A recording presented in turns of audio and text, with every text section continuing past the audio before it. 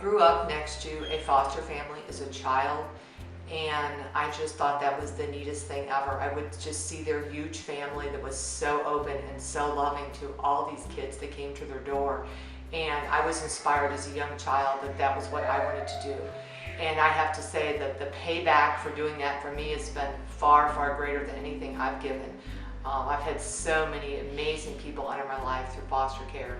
It's a life reward.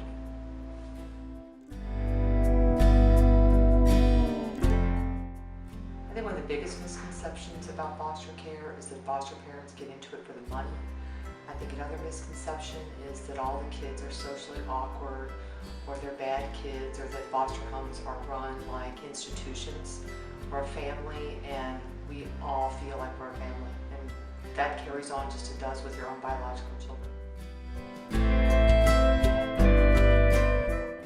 The hardest thing to watch the children go through is their heartbreak.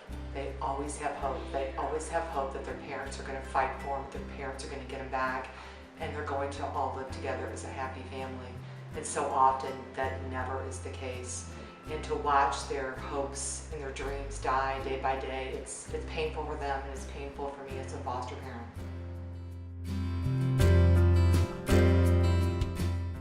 The one that stands out in my head the most is a boy that I got at the age of 11, and he had been chained to a doghouse for years in the Arizona desert.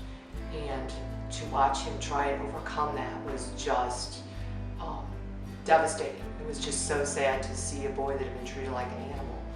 Another one that really stands out in my head is a young boy that was punished by being hung by a rope in the garage. And he was punished as a young child, and I got him at 16, and he still had all of the scars up and down his neck, and would always wear a high button-up shirt so people wouldn't ask him why his neck was scarred. Another thing that comes to mind is young boys that were placed in a shelter that was overseas, and they lived with rats and roaches, and they slept on a dirt floor, and they didn't have hot water, and they didn't have showers, and they had gruel to eat. And those are just some of the most inhumane conditions for even an adult to deal with, much less as a child. First and foremost, when the kids talk about Angel's Arms, they talk about the sense of family. They love seeing their extended Angel's Arms family. So often the people in their lives come and go, and they don't have consistency.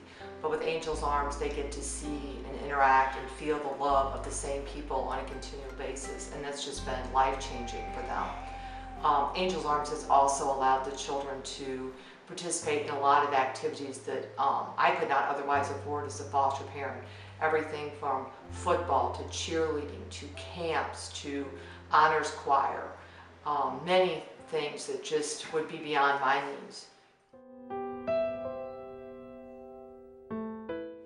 When I asked the children what kind of support they needed from their community to feel welcome, first and foremost, they wanted to be accepted for who they were. They did not want to be stereotyped as a bad foster kid or a foster kid that was socially awkward. They wanted to just be accepted like a normal child in the community.